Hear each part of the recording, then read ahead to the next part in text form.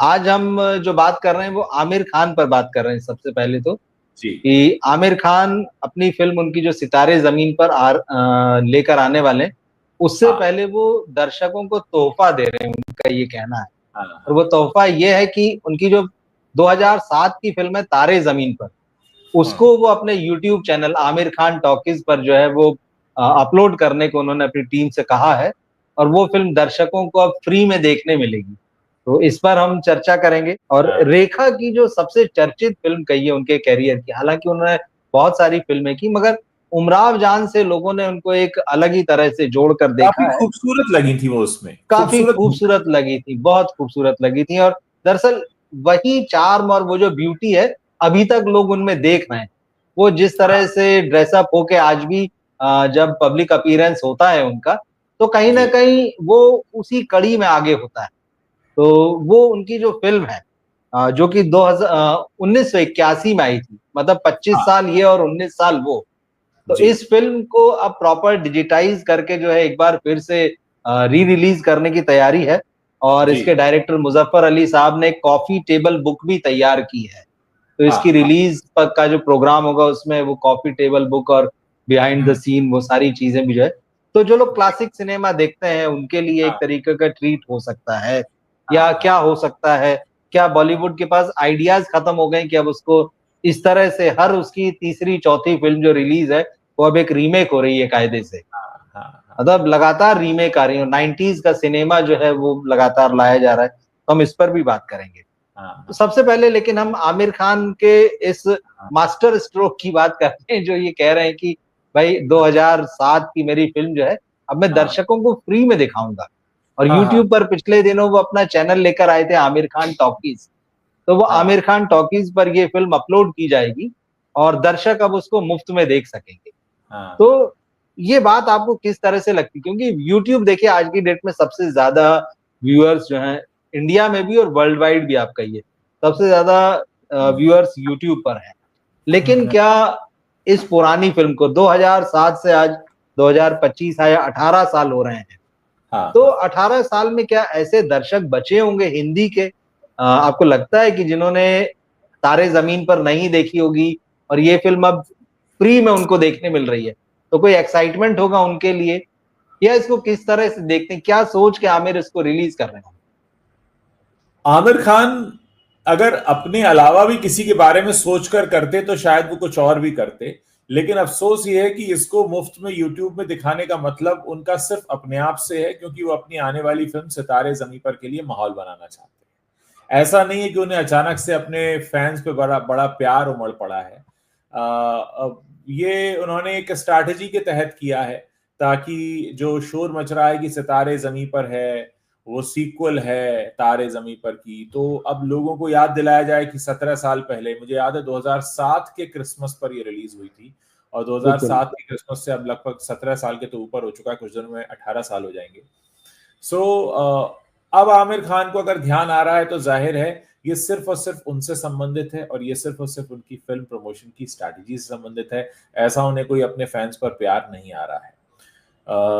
एक और बात यहाँ पर समझनी होगी कि अक्सर दिखाने की ये कोशिश की जाती है कि हम अपने फैंस के लिए कर रहे हैं। सलमान खान भी कहते हैं ना, मैं ईदी दे रहा हूँ। बिल्कुल, बिल्कुल। अरे ईदी तुम क्या दे रहे हो? तुम अपने लिए इंतजाम कर रहे हो, तुम क्या ईदी दोगे किसी को? ये क्या देंगे तोहफा किसी को? और 17 साल बाद, 18 साल बाद जो घिस घिस के पिक्चर चल गई हो, जो घिस घिस के सब जगह आ चुकी हो, जिसका ओटीटी वालों ने भी 20 रुपए लेना छोड़ दिया हो, तो वो क्या आमिर खान मुफ्त में दिखाएंगे? वो तो अपनी पिक्चर को प्रमोट करने के लिए कर रहे हैं। इस चीज को समझने की जरूरत है। आमिर खान इस तरह की चीज़ें करते रहते हैं मतलब उनका थोड़ा-सा लगता है कि कुछ अलग जैसे करूँ, तो इसी फ़िल्म को लेकर जैसे सितारे ज़मीन पर को लेकर खबर थी कि भाई इस फ़िल्म में जो उन्होंने डिफरेंटली एबल्ड एक्टर्स को लिया है, उनको लेकर छोटे-छोटे से चंक जो हैं, एक तो वो यूट्यूब पर रिलीज़ कर रहे हैं, उनके काम हाँ, करने का तरीका, किस तरह से उन्होंने शूट किया। ये है। एक खबर ये भी आई थी कि सितारे ज़मीन पर रिलीज़ होने के शायद 2 या 3 हफ्ते बाद इस फ़िल्म की मेकिंग की वो पूरी डॉक्यूमेंट्री लेकर आने वाले हैं, कि कैसे उन्होंने ये पूरा मामला जो है फ़िल्म का बनाया, किस तरह से एक्टर्स का सिलेक्शन हुआ, क्या सोच रही पहले, ये सारी चीज़ें।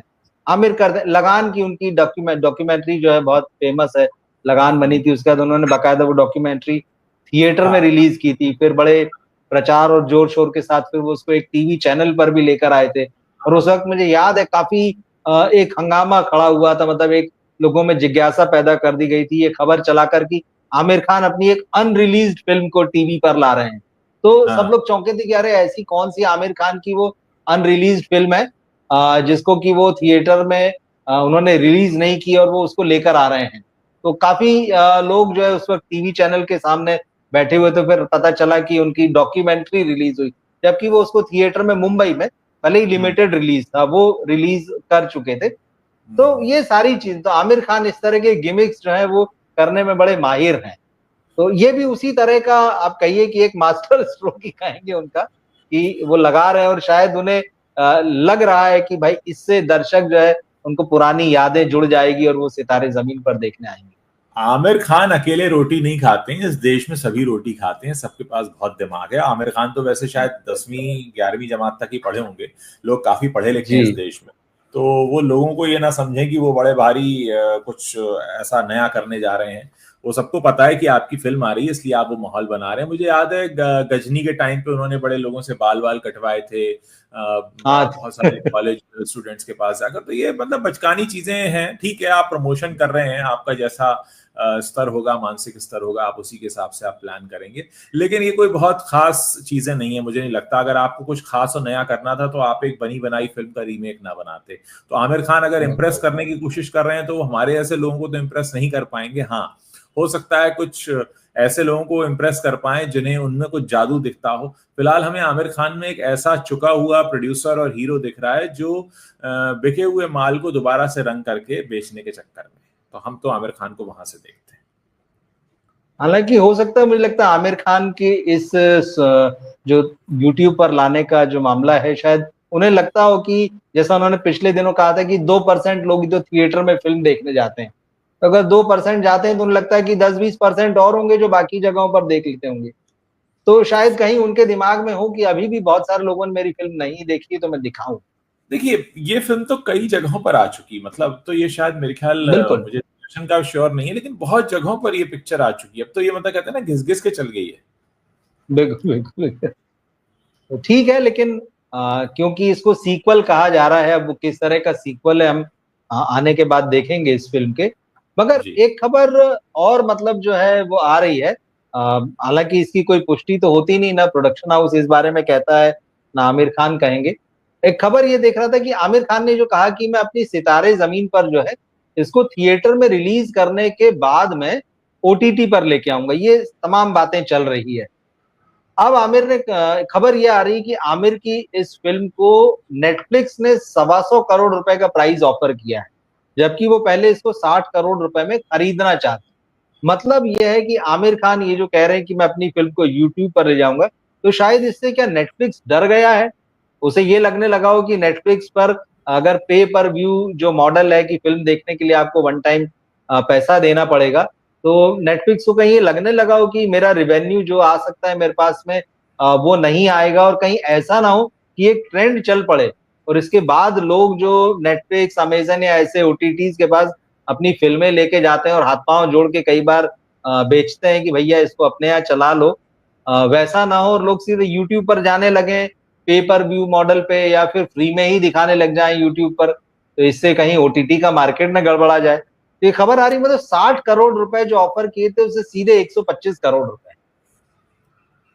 देखिए, अब बड़े अफसोस की बात है कि ये खबर कभी भी कंफर्म नहीं हो पाएगी, क्योंकि नेटफ्लिक्स कभी अपने लेटर हेड पर लिख कर देगा नहीं कि हमने ये फिल्म इतने करोड़ में खरीदी है या पे पर व्यू पे खरीदी है। ये ठीक ऐसा है जैसे हमारे दर्शक जानते होंगे, बहुत सारे लोग अपना यूट्यूब चैनल भी चलाते हैं।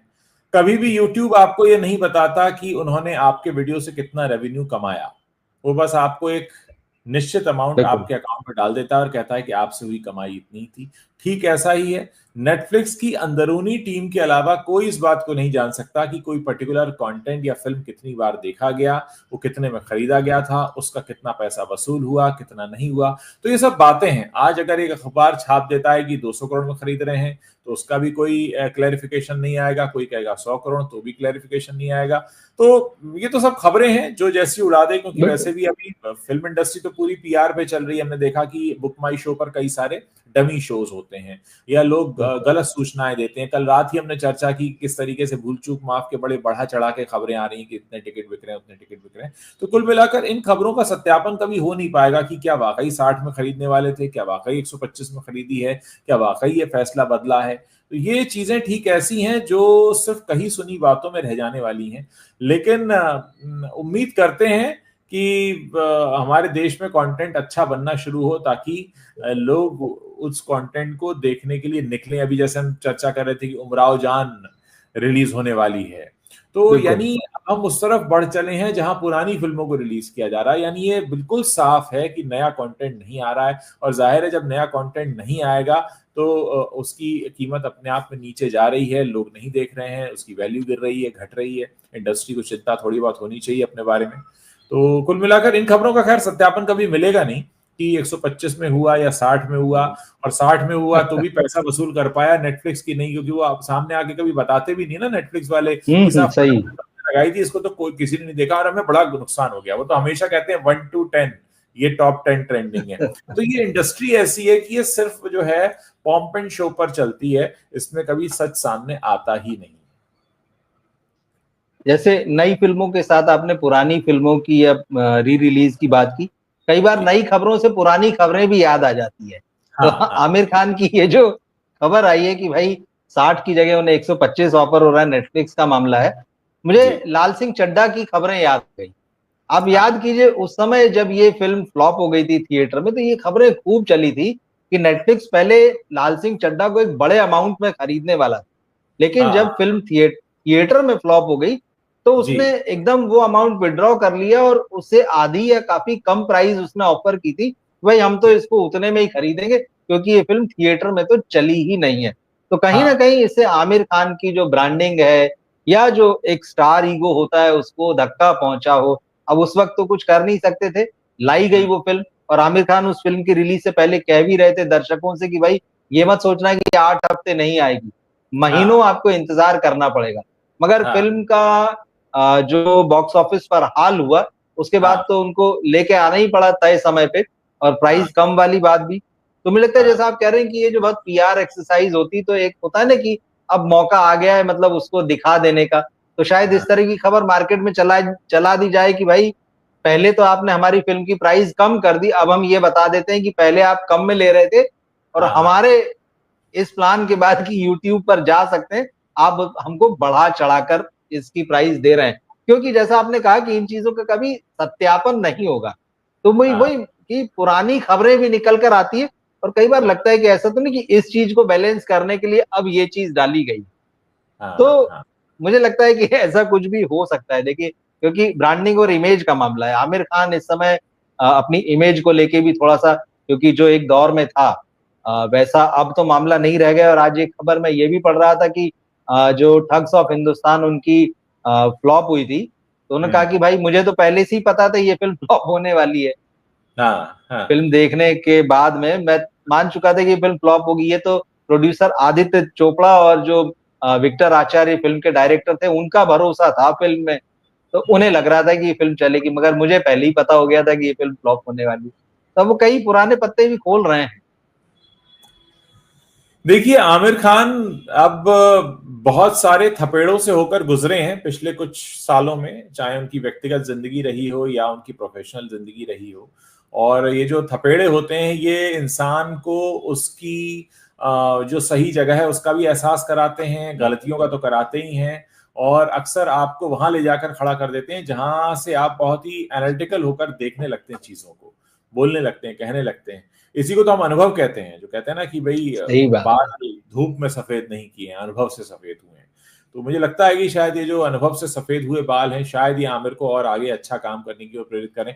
फिलहाल लग नहीं रहा है, क्योंकि उम्मीद ये थी कि लाल सिंह चड्ढा के बाद वो अपना कुछ नया इनोवेटिव काम लेकर आएंगे, लेकिन उन्होंने उस राह जाना सही नहीं समझा। और अब तो वो यहाँ तक कह चुके हैं कि मुझे अगर आखिरी फिल्म बनानी होगी तो मैं महाभारत पर बनाकर इतिश्री कर लूंगा। तो मतलब अभी आमिर खान को मुझे लगता है कि थोड़ा और समझना बाकी है।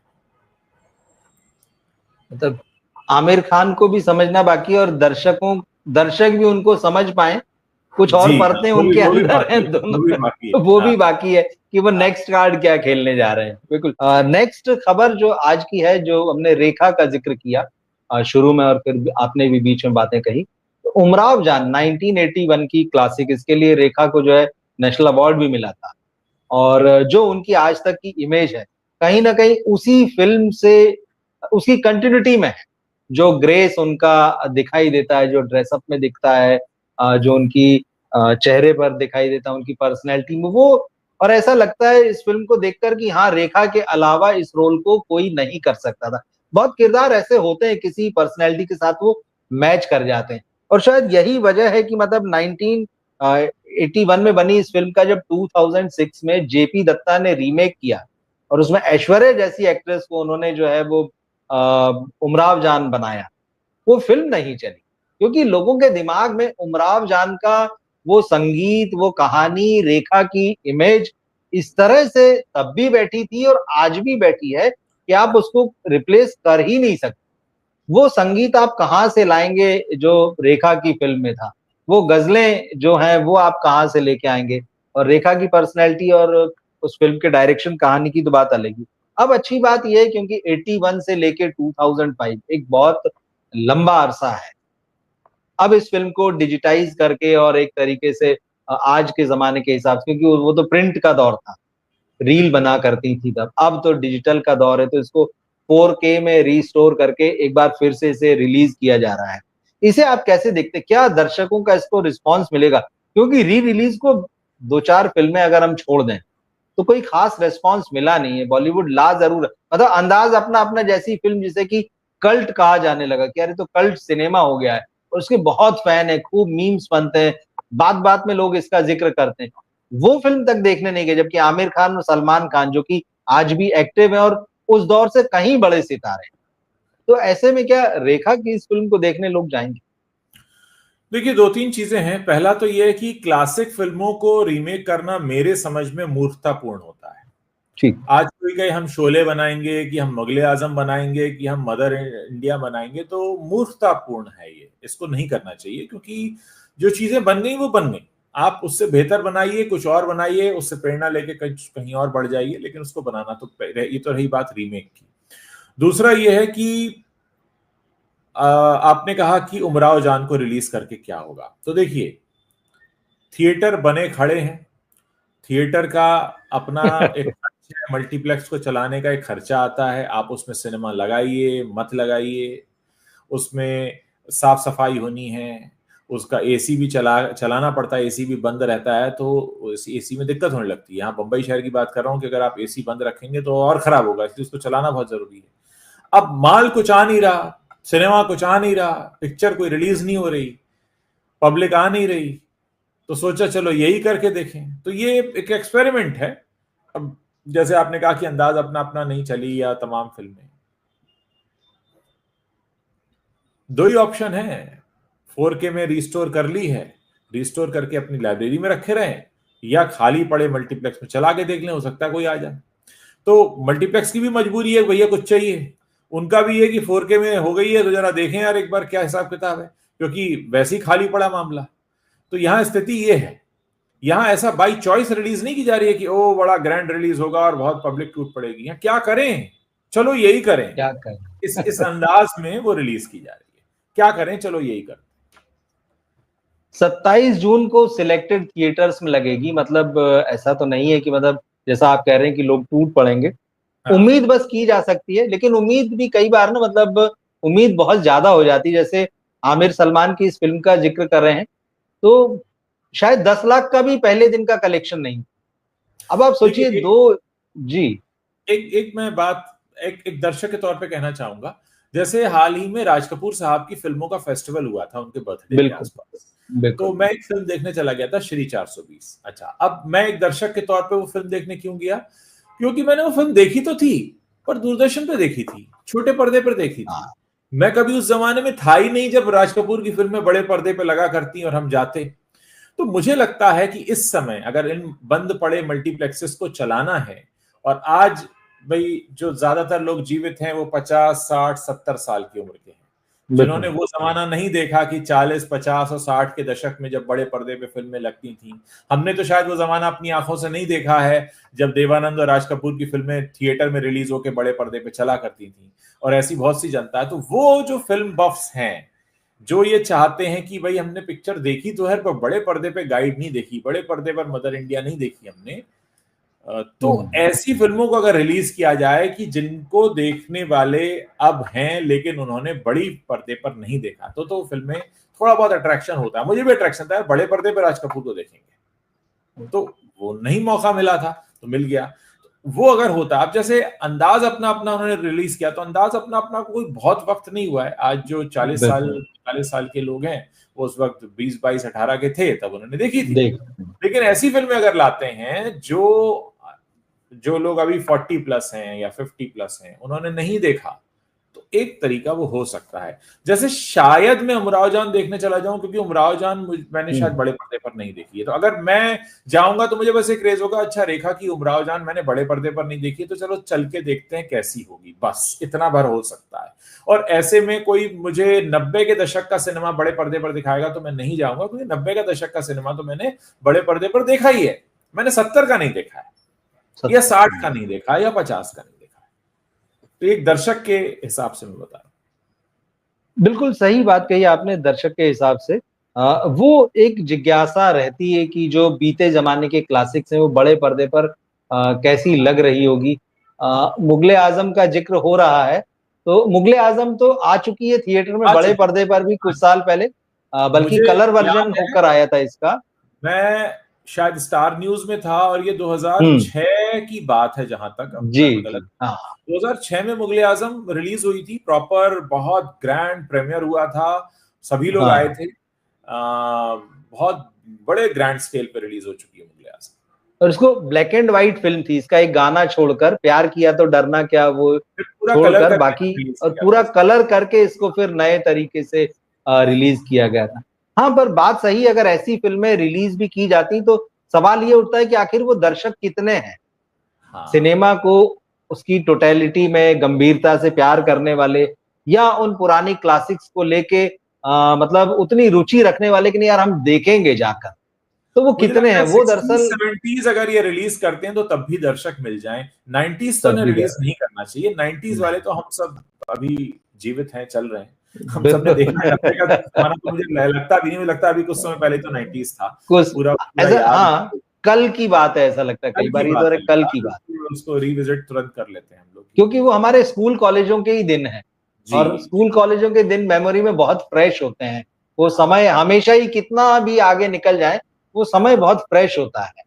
आज तो वो टीनेज, हाँ, आराधना देखना चाहेंगे, सफर, आनंद, ये फिल्में बड़े पर्दे पर नहीं देखी, क्योंकि ये शायद उस जमाने की है जब हमारा जन्म हुआ था, या जन्म से थोड़ा पहले या थोड़े बाद की हैं, वो नहीं देखा।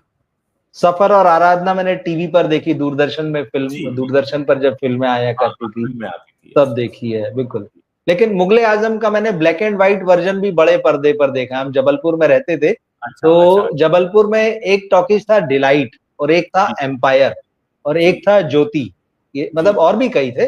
लेकिन मुझे बचपन की वो यादें हैं मेरे पास में, कि जब वहां पर हफ्तेवार, मतलब कि वीकेंड्स में जो है ऐसी फिल्में लगाई जाती थी, पुरानी फिल्में। उस दौर में चार्ली चैपलिन की फिल्में, तुम्हारे पिताजी हमको दिखाने ले जाते थे इन फिल्मों को, तो वो कहीं ना कहीं वो शौक भी था, और उनको भी था, और हम लोगों को भी देखना अच्छा लगता था। तो ये पुरानी फिल्में आया करती थी उन थिएटर्स में, तो हम देखने जाते थे। तो कई पुरानी फिल्में से गाइड भी बड़े पर्दे पर देखी। लेकिन ठीक है, जरूरी है कि इस तरह की फिल्में जो हैं वो पुरानी लेके आए, पर सवाल उसमें वही है कि कितने दर्शक उसको मिलेंगे। पर कोशिशें होना चाहिए, लेकिन हाँ, 90s वाला सिनेमा जो है वो बहुत ज्यादा कामयाब होगा ऐसा लगता नहीं। दरअसल बॉलीवुड का स्ट्रगल इस समय यही है, करें तो क्या करें और क्या न करें तो क्या न करें, ये कुछ समझ में नहीं आ रहा है। तो हर तरफ से लंबी बहस है, राइट लेफ्ट, हर तरफ से, हर समझ नहीं आ रहा कि क्या करना है। करना है आपको नया, सबसे सीधी बात है, लेकिन उसके लिए जो दिमाग चाहिए, वो जो हिम्मत, दोनों चीज, दिमाग भी चाहिए और हिम्मत भी चाहिए। आप खुद सोचिए, आपको लगता है कि क्या आमिर खान, शाहरुख खान, सलमान खान, आज के जो सो कॉल्ड बड़े बड़े नाम हैं, इनसे आपको इनोवेशन की कोई उम्मीद है? मुझे नहीं है, मैं नहीं समझ मुझे सकता। भी नहीं, बिल्कुल। ये नहीं कर पाएंगे, चुक चुके हैं। ये कहते हैं ना, चुके हुए फूके हुए कारतूस टाइप मामला है कि मतलब हो गया भाई टाइम, अब कुछ नया लाओ, इनसे तो कोई उम्मीद नहीं। शाहरुख खान अभी भी वही कर रहे हैं, वो किंग बना रहे हैं और किंग के तस्वीरें कहीं निकल के आ रही, टैटू बना हुआ है, ये शाहरुख खान को देख के बहुत इरिटेशन होता है, वो बहुत रेपिटेटिव है। नहीं, ठीक बात है उज्जवल जी। हमने जिन मामलों पर बातें की, आपने बहुत अच्छी बातें की, बहुत हम सोच रहे शायद कि सिर्फ खबरों पे चर्चा होगी, लेकिन काफी डेप्थ में चर्चा हुई और हमारे दर्शक भी हमसे जुड़े और उन्होंने भी इस बातचीत में हिस्सा लिया। तो सबका धन्यवाद, आपका भी और दर्शकों का भी।